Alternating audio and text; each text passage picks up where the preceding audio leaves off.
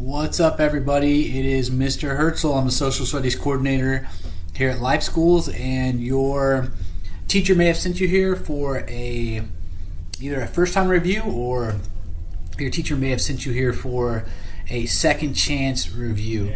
Either way, I want to help you understand some of the things that led up to the American Revolution. So every week we have these things at the beginning that are the TEKS for the week. So it's important to know these because then you'll know what's going to be on the STAR test. And if you read those, they want you to know about the causes of the American Revolution, including mercantilism, the Stamp Act, lack of representation, the Intolerable Acts. We'll talk about all those. They want you to analyze the reasons for it and the impact of selected examples of civil disobedience. So I'll tell you an interesting story having to do with the Boston Tea Party that you probably never heard of. They want you to know people like Samuel Adams and Thomas Paine, these revolutionary people that had a huge influence on turning the tide of American opinion against England. They also want you to explain the role of significant individuals, Montesquieu, John Locke, and they're going to be really influential towards our original founding documents, as well as the thought processes of the people who are deciding they're going to fight against England. And explain the issues surrounding the important events of the American Revolution, the Battle of Lexington and the Battle of Concord. All right, essential questions. How did England's changing policy towards its colonies lead to rising calls for independence? All right, and here's a short timeline of what happened. So in 1763, we get the beginning of parliamentary sovereignty in the Proclamation Line, where Parliament says, "We are sovereign over you," meaning we have all control. It doesn't matter if you have representation or not. And then you get these acts that they start to put on the colonies, the Stamp Act and the Townshend Acts. And then you have the Boston Tea Party, a revolt against those acts, and kind of a revolt against a few other things we're going to talk about. In response to the Boston Tea Party, you have the Intolerable Acts, and then you have Lexington and Concord. And then finally you have the Declaration of Independence that comes from all that. So it's a sequential order, meaning it goes in order from one point to the other. That's the great thing about history. It's storytelling that works in sequential order from beginning to end. So if you just know the story, you'll be good. All right, so mercantilism meant that Britain began to control and regulate colonial trade. And you should already know what mercantilism is. Your instructor probably talked to you about it a little bit. Basically, it just means that the goods... Well, it's a way of making a country more money. And so you want to, if you're a country, you want to, when you talk about trade, you want to sell more things than you buy. If you went out to the mall, or if you went online to Amazon and you said, "I've got, $30 that I have to spend." Well, if you spend those $30, you don't have any money left.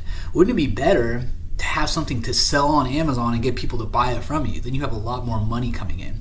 Well, it's the same thing with colonies, or with countries during this point in time. They want to sell more goods than they bring in. And so the colonies offer them the ability to kind of unload some of their goods to those colonies, and it just changes the balance of trade. Right? In 1660, Britain began the first series of navigation acts designed to restrict colonial trade and increase British wealth. So in thinking about mercantilism, Britain's going to use the colonies to their advantage. I mean, what good would it be for England to have the colonies if they didn't make money off of them, or if nothing, if it didn't benefit them? So they want to use them to make themselves richer. Navigations Act led to large amounts of smuggling. So before this, people had been kind of trading with whoever they wanted to. If they were in America, they would trade with the Dutch. They made a lot of money off the Dutch. They traded with multiple different countries, the Spanish, some other countries as well. And so Britain comes in and says, "No, you can only trade with us. You can only buy certain things from us." And largely, we're not going to really listen to them at all. And that's where the word smuggling comes in. It's basically just going against the law and selling it to other people anyway, or importing certain things into the country from countries we're not supposed to. All right, so if I ask you what was the number one thing that was being that was being grown by the British Empire. You might say tobacco, because we've talked about tobacco so much. But actually, Britain at this time owned a large portion of the places in the Caribbean.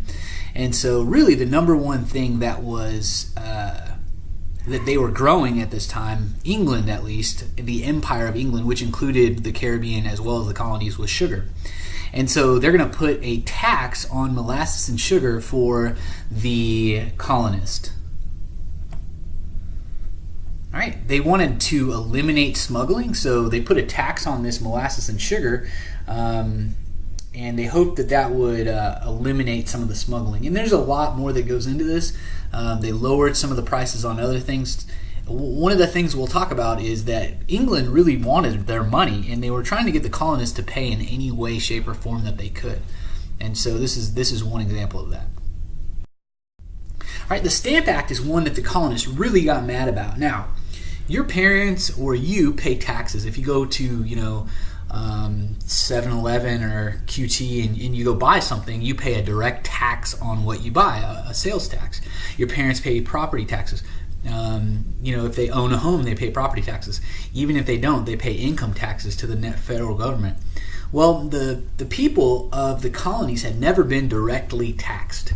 And that means they had taxes. In other words, somebody would ship something, and then whoever brought that into the harbor had to pay money on it, and then that person would go sell it to the colonist. But the colonists never, all of the price of the taxes were built into that cost.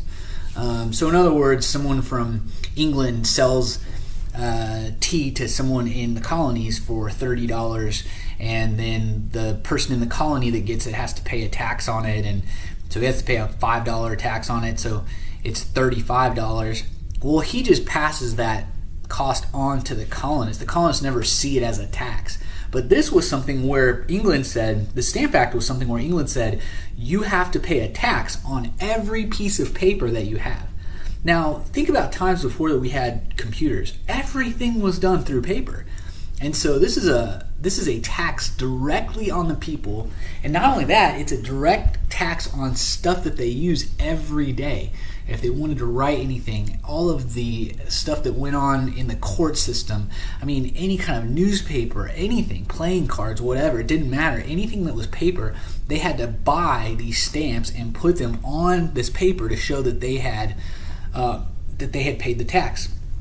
Britain thought it was a good idea at the time because they thought, how can we force these people to pay taxes? And they thought, well, if we make them put a stamp on their paper, then anyone can say, hey, one of our British officials can look at a colonist and say, do you have a stamp on your paper? Let me see. And what's really interesting is that if you read our Constitution, once we become our own government, one of the things in the Bill of Rights says, in the Fourth Amendment, says that people can be secure in their papers, right? Well, where do you think that came from? It came from the fact that back in this time, England, an English official could just stop a colonist and say, show me your papers, show me what you have there, and let me see if you have a stamp on it. And so they made that amendment, the Fourth Amendment, once we become a country, they make that amendment so that I don't have to show it. If you're pulled over on the side of the road and a police officer says, let me see inside your car, I want to see if you have whatever, you don't have to allow them to do that unless they have a search warrant. You're securing your papers. They can't just harass you and ask you questions and get in there and look in your car without you giving consent. So all of these things, like even the Stamp Act, has an effect on our lives today. But the colonists really, really, really did not like this.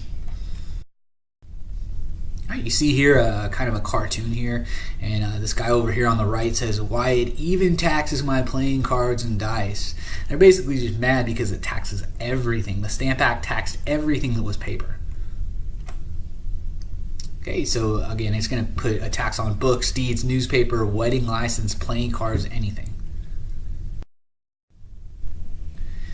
So this is the first time that we see on a large scale mob reaction to Britain's actions. And so things are going to happen like mobs in the streets and burning effigies, which they'll make a doll that looks like the king, and they'll burn it alive on a noose, with a noose around its neck, like it's like the king is hanging and being burned. They'll go and they'll spread manure all over the windows of the tax collection agencies. They start to tar and feather people, so they poured hot tar on people that were from England trying to enforce these taxes, and then they would put feathers on them. So really kind of brutal things that were not very peaceful, but they're angry because it's a direct tax. And not only is it a direct tax, but it's a tax without them having any representatives in England. So you have the parliament over there in England making all the decisions. It's kind of like our Congress. And in England, people voted to have those for those people to go be in parliament. But the colonies didn't get to do that. They didn't get to have any say in their government. They had no voice. And so they're very angry about this. So you see another picture. And here, if I can get let me get my pointer here. If you look up here, you can see these effigies, right? They're burning the king and British soldiers and things like that. And yeah. Right, so the people who are the most influential in this is the Sons of Liberty and the Daughters of Liberty. They were the ones that are going to form the most protest. And I will say this, if you think about revolution, most of the revolutionary thought of the day is going to start in Boston. Boston is kind of the hotbed of British resistance. And so Sons of Liberty has a huge following in Boston, and they boycott. They're very effective in repealing the Stamp Act. All right, so in 1767, this guy comes along, and his name is Townshend. And he's got some control in England, and he decides, he's trying to think through, how can we get the colonists to pay their taxes? And what had happened was that the colonists had reacted so strongly to the Stamp Act that England had basically pulled it back and said, okay, we're not going to make you pay taxes on the Stamp Act anymore, but we are still sovereign. We are still your master, and you need to do what we say. They actually had a sovereignty proclamation that said, we are still in control. We're not doing this because you won. We're doing it because we think we should take the Stamp Act back, but we're still in control of you.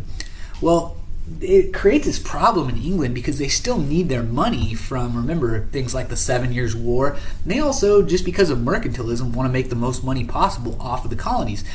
And so they're like, how can we get money out of these people? And so Townshend comes along and he says, well, we can do certain things, and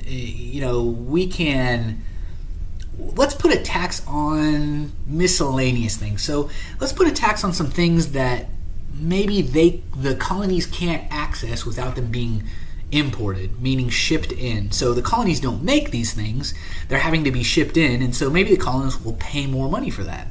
And, maybe we should lower the tax. So Townshend is actually trying to be more reasonable, but it's not going to work with the colonists, okay? The colonists are still going to get mad because it's another tax on them, and they don't have any representation. So there's this competing theory of government where Britain says the parliament, okay, the people who are making decisions in the parliament is a bunch of people making decisions, and all those people in parliament have been elected by people in England. So they're saying, we are the ultimate authority over you colonies. And the colonies are saying, well, how can you be the ultimate authority over us if we don't even have anyone representing us?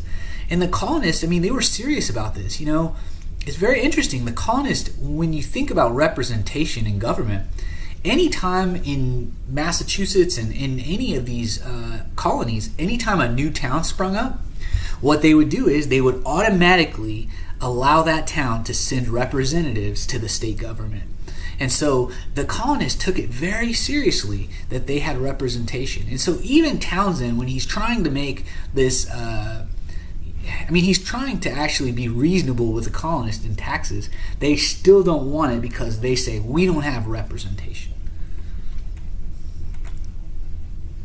Right? Okay, so these were indirect taxes, not like the Stamp Act. The Stamp Act was a direct tax, but these were indirect taxes, but they still didn't care. They were still angry. So, and when I say indirect, it's like, remember, I said the tax comes by the person shipping it over, charging the person receiving it in the colonies, and then that person then goes and sells it with the price built into it. Yeah, and again, the example of that, let's say a pair of Nike shoes. They come from China, and America wants to make a small amount of profit on that. And so America says, okay, you can bring them from China, but you're going to have to pay the government $5. So instead of $100, you pay $105 for your shoes. Well, it's still taxed. You still have to pay the tax, but it's built into the cost of your sneakers. Okay, so more boycotts in the streets, and actually, this is even different. The Townshend Acts, when we talked about the Stamp Act, they came together. Like basically, the colonies came together and agreed that they were going to boycott paper and paper goods. Well, the Townshend Act, the colonies don't even come together. All of the local principalities, all of the local towns, and the state governments start sending these proclamations and sending these basically pieces of paper that said, we're not doing what you want us to do. We won't do it. They start sending them to England. And so you can see the rage and the anger getting higher and higher by the colonists because they're not being represented. Okay, so the colonists created committees of correspondence to communicate with each other. So they're starting to come together more and more about all these things. Right, the Boston Massacre happens. So one of the problems that you have during this time is that ever since the 7 Years' War, there have been British troops who are there in the colonies. And there's this distrust of these British troops. The reason why is they're called standing armies, meaning they're always there. It's not like, okay, well, I'll just explain it like this. Back then you had militias, and then you had standing armies. A militia is like a bunch of regular guys that get called up because there's a threat to Massachusetts. So if you're part of the Massachusetts militia, you're probably just a farmer until they call you up and say, hey, there's an Indian raid over here and we need you. So then you would go fight. A standing army, those are professional soldiers, and that's all they do for a living. Well, the colonists really did not like standing armies. Number one, that was kind of a thing that they looked down upon. But number two, they had the British soldiers in the colonies ever since the 7 Years' War, the French and Indian War. Sorry, it's the same thing. 7 Years' War and the French and Indian War is the same thing.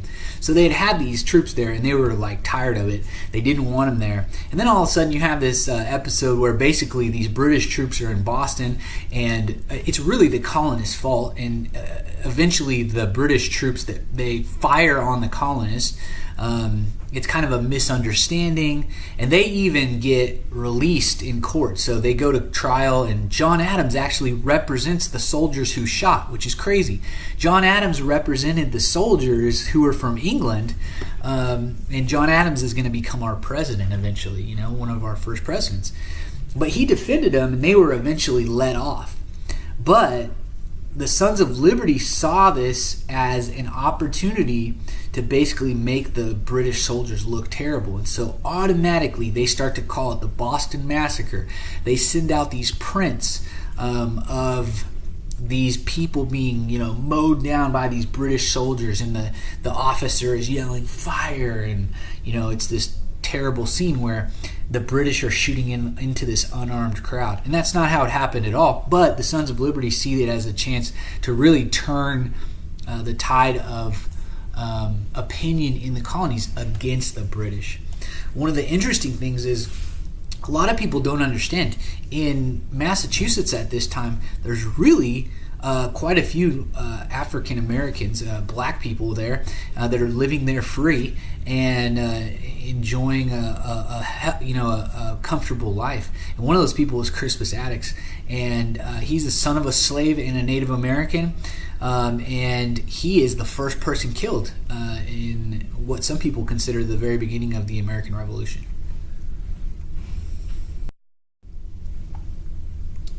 So here you see that exactly what I was saying. So, the Boston Massacre, and so there are these soldiers, and they're just, mowing down these people here.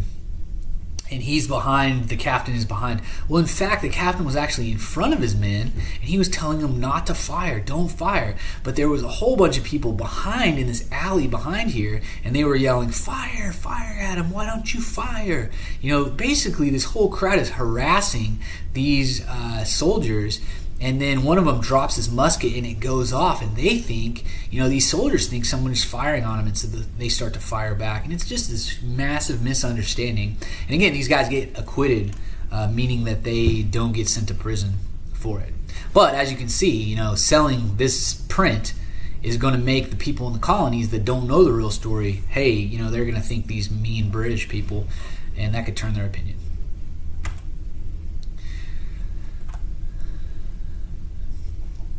All right, so 4 people died, and again, it's colonial propaganda. When you see this word propaganda, that just basically means it's a tool used to support a certain idea or government. All right, so you have the Tea Act of 1773. Again, this is England trying to get their money from the colonies, and so they say, okay, well, we'll take away these other taxes, we'll take away the Townshend Act, we'll take away the Stamp Act, but let's tax them on tea. And not only that, they brought the price of tea down so that it would be competitive with other tea companies that were smuggling tea in. So England is not only taking away all these other taxes, they're lowering the price of tea, but they still say it has to be taxed. Okay, and they say, number one, we're going to lower the price, but you can still only buy this kind, and we're going to tax you on it.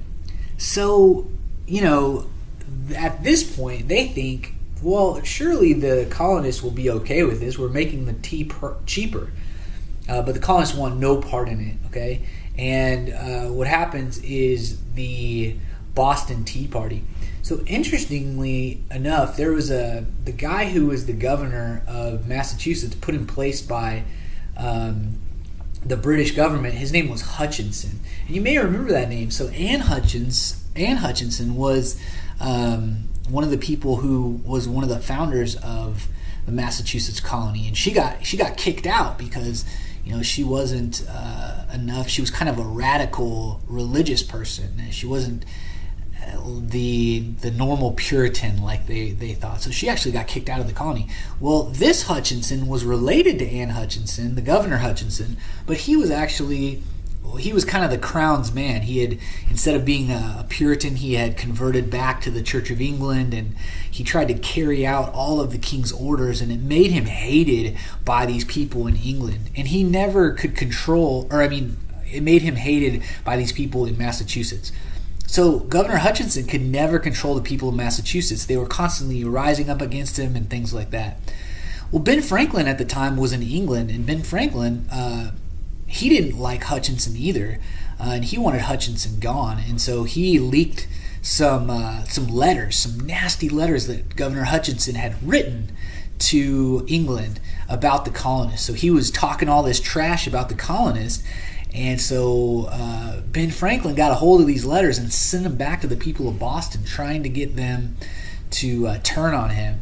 And it worked, but Franklin also thought that at that point in time, Hutchinson would be relieved of his duty. And that didn't happen. So England kept Hutchinson as the governor, but it just made Hutchinson hate the people of Massachusetts, and Massachusetts hate Governor Hutchinson. So they hated each other. Well, how does this all play into the Boston Tea Party? Well, here's what happens with the Boston Tea Party. Let's see this next slide here. So what happens is that this guy here comes in, and I think his name was Hutch, Mr. Hutch. Let me see. I don't have my notes in front of me. But anyway, he owned a ship. Okay, he owned a ship. And he decided that he was going to And this may not even be him. This may be an example of something else. But they do the same thing to this Hutch guy. So this guy owns a ship, and he's sailing into Boston Harbor. And he comes into Boston Harbor, and he lands there. And he says, I have to unload my tea. By British law forced them to unload their payload within 3 weeks. And if they didn't, then they would confiscate his ship. So England would take his ship. And so he says, I have to unload the tea. And, the Sons of Liberty are there, and they're like, no, you're not going to unload your tea. We have a boycott on tea, and you can't. And so this guy goes to the governor and says, Governor Hutchinson, and basically says, you got to let me leave. You got to give me some kind of, letter or note that says that I can leave without unloading everything. Well, remember, Hutchinson hates these Sons of Liberty, okay? And the Sons of Liberty don't like him. Well, Hutchinson is sick of it, and he wants England to do something about it. And he knows that the Sons of Liberty, if he sends this guy back, this ship owner back, and says, no, you have to unload your payload. If he does that, the Sons of Liberty are going to do something crazy. He can feel it. He knows that's about to happen. And so he tells this ship owner, he says, no, you have to go and unload your payload. Well, this ship owner goes back and tells the Sons of Liberty, hey, I've got to unload this tea. And they take him, they tar and feather him, they pour tar all over his body, they put feathers all over him. And I think I did have his name wrong before, the ship owner. I can't remember his name. You'll have to forgive me that. But they tar and feather this poor guy, and then they proceed to take all of the tea and dump it into the harbor. And that's how you get the Boston Tea Party. And that's exactly what Hutchinson wanted them to do. That he wanted them to do something radical so that England would then back him and do what he wanted them to do. Send troops over, to support him and enforce English law.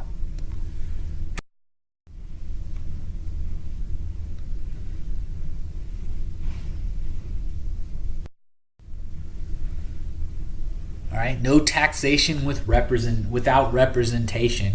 Don't tax us. The colonists say we're okay with paying taxes. That's not the problem.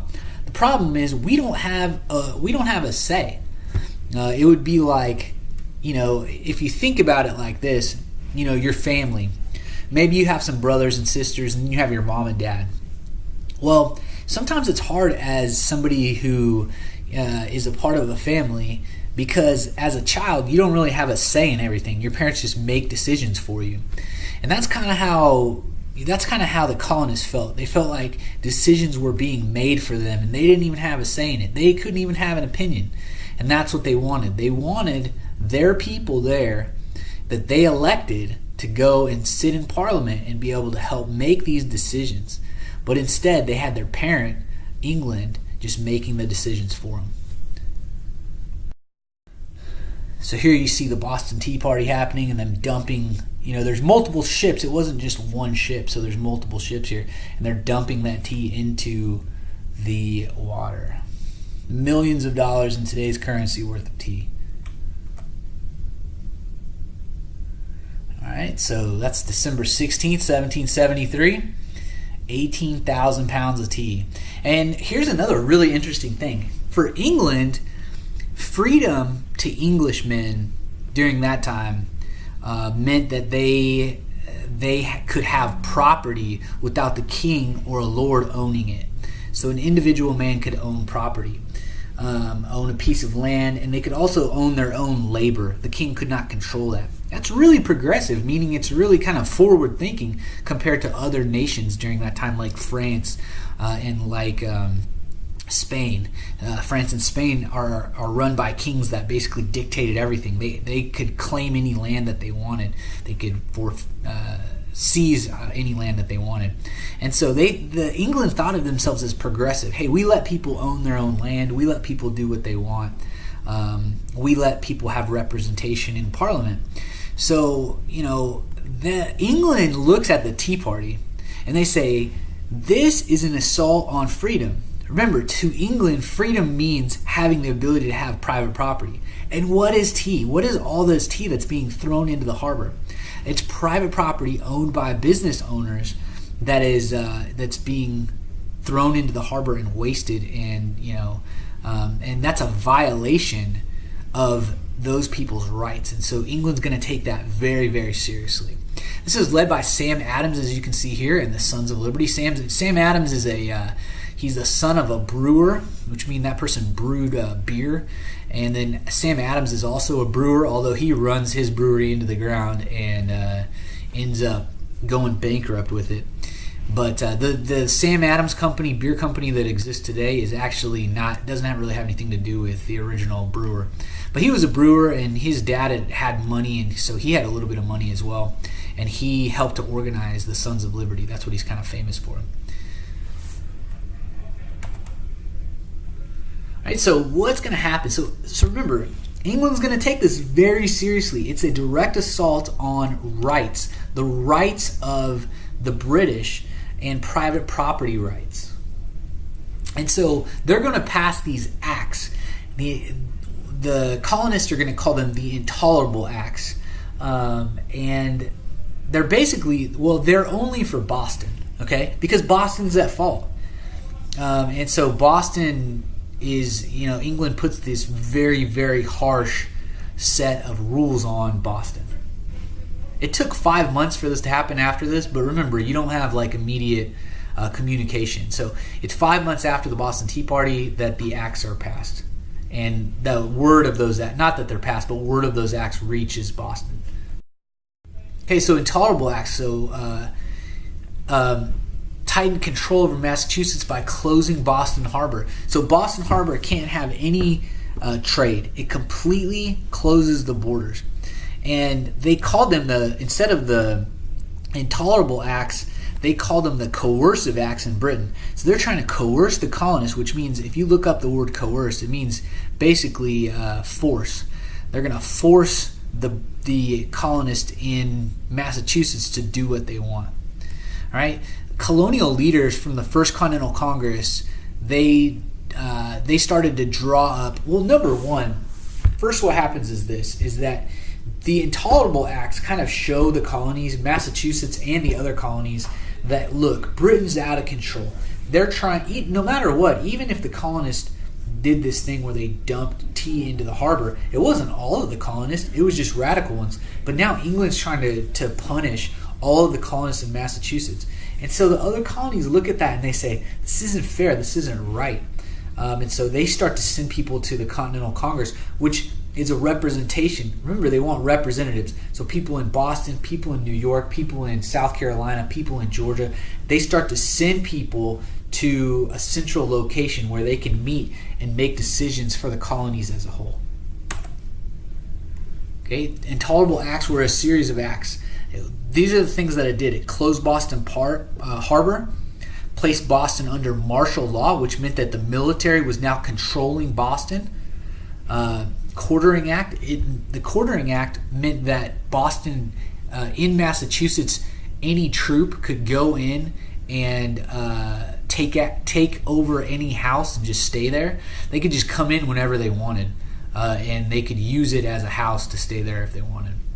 And then placed royal governor in charge of the colony. So it placed the royal governor there in charge. And what's really interesting, what made people like John Adams really mad, was the fact that John Adams defended the officers who shot. He defended the officer and the soldiers who shot during the Boston Massacre, and he defended them, and they got acquitted, which means that they were found not guilty by a bunch of jurors who were from the colonies. And so one of the things in this act that it doesn't say on this PowerPoint is that England basically said that all trials like that would be shipped to England now. The colonists wouldn't get to have jury trials over any kind of trial that had to do with British troops or anyone that was working for England. So the Quartering Act is going to anger most of the colonists the most, which means that their house could be taken over. They're not, again, the Fourth Amendment means that somebody can't come into your house. They can't come into your car. They can't They can't do those things. And that directly comes from the Fourth Amendment of the Constitution that we have today, directly comes from people back then having soldiers, British soldiers, just come into their house and do whatever they want, take over their house, take what they want, take what they need. All right, so again, you have this First Continental Congress where all of the colonies send representatives to meet and decide what to do. And they're going to say, you know, we have to help Boston. Boston's our brother. We have to help him. And then the other thing they do is they agree that they should meet in the future as well.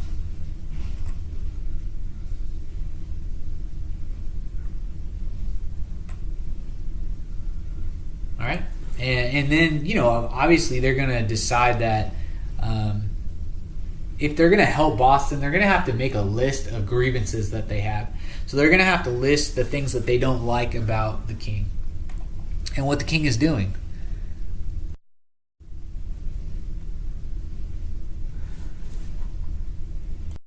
All right, we're going to go over this kind of quickly because you've probably already heard a lot about it. But anyway, the Lexington and Concord at the beginning of the war, and it happens, you know, you may think, oh, well, did we declare independence before we started the war? That's actually not what happens. So Lexington and Concord happened before we declare independence. They happened in 1775.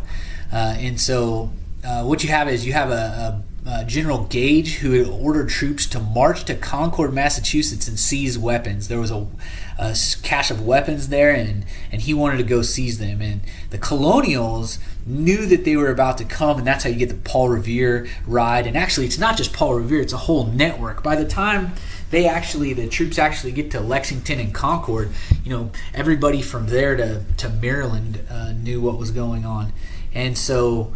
Because you had a whole network of riders that were letting the countryside know what was happening. But anyway, it's a great story. The Paul Revere story is still a great story. So that's what they're doing. They're going to Lexington and Concord to seize weapons, and the colonial reaction is that they intercept the British and they engage at Lexington and Concord.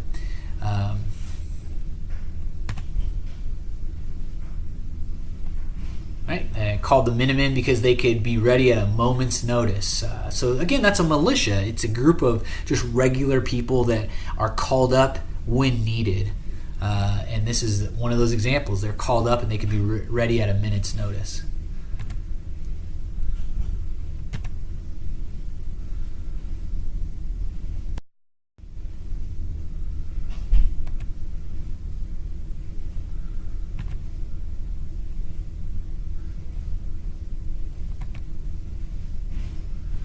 So you see a good map here of different people that rode in different directions. So exactly what I was just talking about. And so William Dawes and Samuel Prescott, they were sent in different directions in case they were captured. So they had people going in all different directions to make sure that the word got out. The first shots were fired just as the sun was rising at Lexington. Militia outnumbered and they fell back. So what happened at Lexington was actually kind of interesting. The British lieutenant had been put in charge, and lieutenant's not a very high rank, and he didn't want to get outflanked, which means that if you're fighting facing somebody, you don't want to get hit on the side, and so he decided to march up, and they were forced to fight.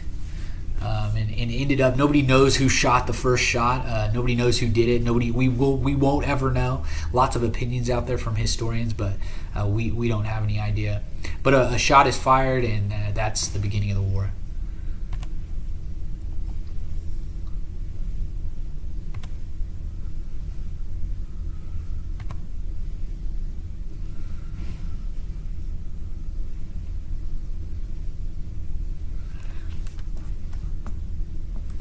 Okay, so when we talk about Concord here, Concord, they've marched again and they've marched further, right? And they're trying to get this this store of weapons. And so with Concord, it's kind of interesting. The American militia believed that the British were burning the entire town down. They couldn't really see the town, and so there was a fire going on. But they weren't burning down the town, but they thought they were, and so this causes them to go and fight. And so colonists 50 were killed, 5 missing, 39 wounded. British 73 were killed, 6 missing, 174 wounded.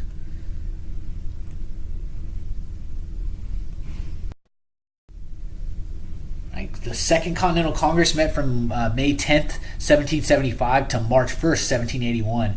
They met to discuss what to do next. So they create the Olive Branch Petition, which basically means that they're telling, an olive branch is a symbol of peace, and they wanted to have peace with the king, but the king doesn't even read it.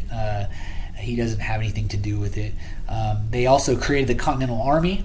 They're going to appoint George Washington as a commander, and they're going to draft the Declaration of Independence, which is really, all those things are very, very important for the future history of America. All right, so we talked about how we're going to talk about the Enlightenment, but just know that these individuals, you don't even really have to know what they stood for necessarily.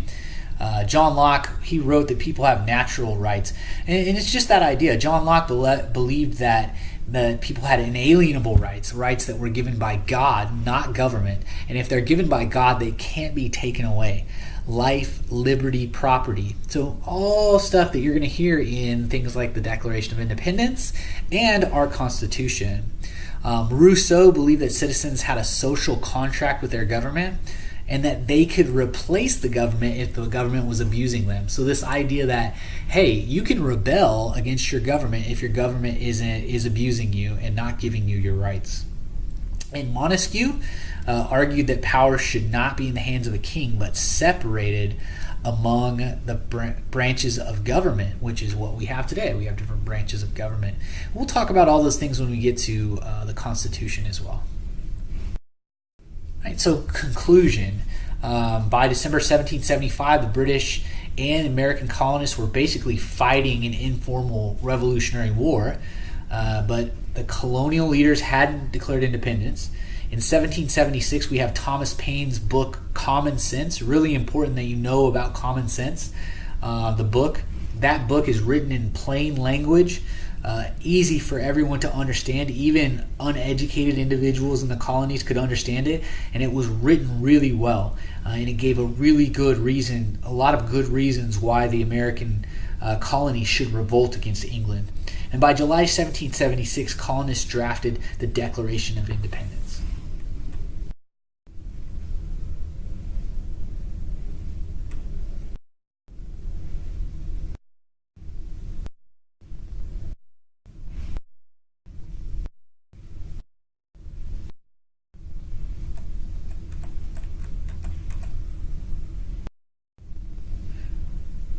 All right, so that is it. I hope you enjoyed it. If you have any questions, ask your teacher.